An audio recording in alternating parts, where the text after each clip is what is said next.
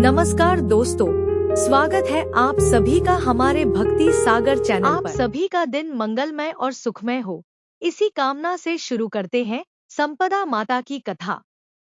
धन धान्य की देवी संपदा जी का पूजन होली के दूसरे दिन किया जाता है। इस दिन स्त्रियां संपदा देवी का डोरा बांधकर व्रत रखती हैं तथा कथा कहती सुनती हैं, और वैशाख माह में किसी भी शुभ दिन यह डोरा खोलते हुए भी कहानी सुनी जाती है। एक समय की बात है, राजा नल अपनी पत्नी दमयंती के साथ बड़े प्रेम से राज्य करता था। होली के अगले दिन एक ब्राह्मणी रानी के पास आई। उसने गले में पीला डोरा बांधा था। रानी ने उससे डोरे के बारे में पूछा तो वह बोली, डोरा पहनने से सुख संपत्ति, अन्नधन घर में आता है। रानी ने भी उससे डोरा मांगा। उसने रानी को विधिवत डोरा देकर कथा कही। रानी के गले में डोरा बंधा देख राजा नल ने उसके बारे में पूछा। रानी ने सारी बात बता दी। राजा बोले, तुम्हें किस चीज की कमी है? इस डोरे को तोड़कर फेंक दो। रानी ने देवता का आशीर्वाद कहकर उसे तोड़ने से इनकार कर दिया, पर राजा ने डोरा तोड़कर फेंक दिया। रानी बोली, राजन, यह आपने ठीक नहीं किया। उसी रात राजा के स्वप्न में दो स्त्रियां आईं। एक स्त्री बोली, राजा, मैं यहां से जा रही हूं। दूसरी स्त्री बोली, राजा, मैं तेरे घर आ रही हूं। स्वप्न का यही क्रम 10 से 12 दिन तक चलता रहा। इससे राजा उदास रहने लगा। रानी ने उदासी का कारण पूछा तो राजा ने स्वप्न की बात बता दी। रानी ने राजा से उन दोनों स्त्रियों का नाम पूछने को कहा।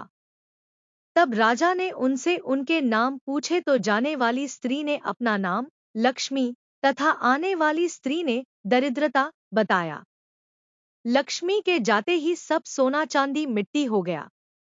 रानी सहायता के लिए अपनी सखियों के पास गई, पर उनको फटेहाल देख कोई भी उनसे नहीं बोला। दुखी मन से राजा रानी 5 बरस के राजकुंवर के साथ जंगल में कंदमूल खाकर अपने दिन बिताने लगे। चलते चलते राजकुंवर को भूख लगी तो रानी ने कहा, यहाँ पास ही एक मालन रहती है, जो मुझे फूलों को हार दे जाती थी। उससे थोड़ा छाछ दही मांग लाओ। राजा मालन के घर गया। वह दही बिलो रही थी। राजा के मांगने पर उसने कहा, हमारे पास तो छाछ दही कुछ भी नहीं है। राजा खाली हाथ लौट आया। आगे चलने पर एक विषधर ने कुंवर को डस लिया और राजकुमार का प्राणांत हो गया। विलाप करती रानी को राजा ने धैर्य बंधाया। अब वे दोनों आगे चले। राजा 2 तीतर मार लाया। भुने हुए तीतर भी उड़ गए। उधर राजा स्नान कर धोती सुखा रहा था कि धोती उड़ गई। रानी ने अपनी धोती फाड़कर राजा को दी। वे भूखे प्यासे ही आगे चल दिए। मार्ग में राजा के मित्र का घर था। वहां जाकर उसने मित्र को अपने आने की सूचना दी। मित्र ने दोनों को एक कमरे में ठहरवाया। वहां मित्र ने लोहे के औजार आदि रखे हुए थे। दैवयोग से वे सारे औजार धरती में समा गए। चोरी का दोष लगने के कारण वे दोनों रातों रात वहां से भाग गए। आगे चलकर राजा की बहन का घर आया। बहन ने एक पुराने महल में उनके रहने की व्यवस्था की। सोने के थाल में उन्हें भोजन भेजा, पर थाली मिट्टी में बदल गई। राजा बड़ा लज्जित हुआ। थाल को वहीं गाड़ कर दोनों फिर चल पड़े। आगे चलकर एक साहूकार का घर आया। वह साहूकार राजा के राज्य में व्यापार करने के लिए जाता था। साहूकार ने भी राजा को ठहरने के लिए पुरानी हवेली में सारी व्यवस्था कर दी। पुरानी हवेली में साहूकार की लड़की का हीरो का हार लटका हुआ था। पास ही दीवार पर एक मोर अंकित था। वह मोर ही हार निगलने लगा। यह देखकर राजा रानी वहां से भी चले गए। अब रानी बोली, किसी के घर जाने के बजाय जंगल में लकड़ी काट बेचकर ही हम अपना पेट भर लेंगे। रानी की बात से राजा सहमत हुआ। अतः वे एक सूखे बगीचे में जाकर रहने लगे। राजा रानी के बाग में जाते ही बाग हरा भरा हो गया। बाग का मालिक भी बड़ा प्रसन्न हुआ। उसने देखा वहां एक स्त्री पुरुष सो रहे थे। उन्हें जगाकर बाग के मालिक ने पूछा, तुम कौन हो? राजा बोला, मुसाफिर हैं, मजदूरी की खोज में इधर आए हैं। यदि तुम रखो तो यहीं हम मेहनत मजदूरी करके पेट पाल लेंगे। दोनों वहीं नौकरी करने लगे। एक दिन बाग की मालकिन संपदा देवी की कथा सुन डोरा ले रही थी। रानी के पूछने पर उसने बताया कि यह संपदा देवी का डोरा है। रानी ने भी कथा सुनी, डोरा लिया। राजा ने फिर पत्नी से पूछा कि यह डोरा कैसा बांधा है? तो रानी बोली, यह वही डोरा है जिसे आपने एक बार तोड़कर फेंक दिया था। उसी के कारण संपदा देवी हम पर नाराज हैं। रानी फिर बोली, यदि संपदा माँ सच्ची है तो फिर हमारे पहले के दिन लौट आएंगे। उसी रात राजा को पहले की तरह स्वप्न आया। एक स्त्री कह रही है, मैं जा रही हूँ। दूसरी कह रही है, राजा, मैं वापस आ रही हूँ। राजा ने दोनों के नाम पूछे तो आने वाली ने अपना नाम लक्ष्मी और जाने वाली ने दरिद्रता बताया। राजा ने लक्ष्मी से पूछा, अब जाओगी तो नहीं? लक्ष्मी बोली, यदि तुम्हारी पत्नी संपदा जी का डोरा लेकर कथा सुनती रहेगी तो मैं नहीं जाऊंगी। यदि तुम डोरा तोड़ दोगे तो चली जाऊंगी। बाग की मालकिन जब वहां की रानी को हार देने जाती तो दमयंती हार गूंथ कर देती। हार देखकर रानी बड़ी प्रसन्न हुई।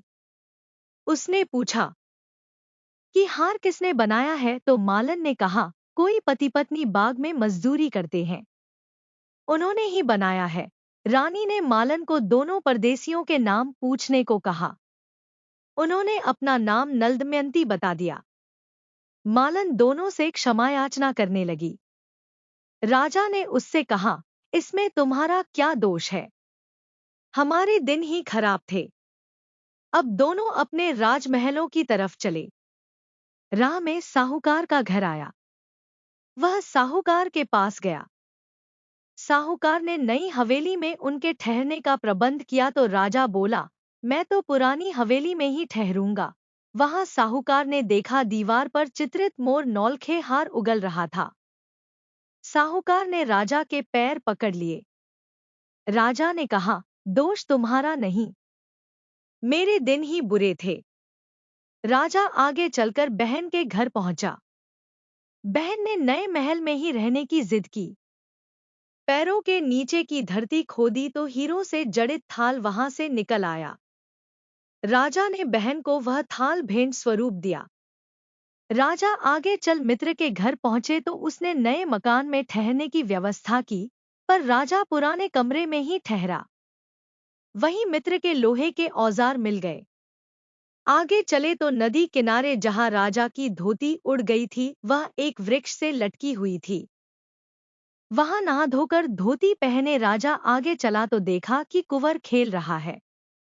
मां बाप को देखकर उसने उनके पैर छुए। नगर में पहुंचकर राजा की मालन दूरबा लेकर आई तो राजा बोला, आज दूरबा लेकर आ रही हो, उस दिन छाछ के लिए मना कर दिया था। रानी ने राजा से कहा, वह तो तुम्हारे बुरे दिनों का प्रभाव था। महलों में गए। रानी की सखियां धनधान्य से भरे थाल लिए गीत गाती आईं। नौकर चाकर सब पहले के समान ही आ गए। संपदा जी का डोरा बांधने के कारण ही यह सब फल प्राप्त हुआ। इसलिए सभी को श्रद्धापूर्वक मां संपदा जी की पूजा करनी चाहिए और स्त्रियों को कथा पूजन कर डोरा धारण करना चाहिए। बोलो संपदा मां की जय। दोस्तों, हमारी इस वीडियो को लाइक और शेयर करना ना भूलें और इस चैनल को सब्सक्राइब अवश्य करें। जय श्री राधे राधे।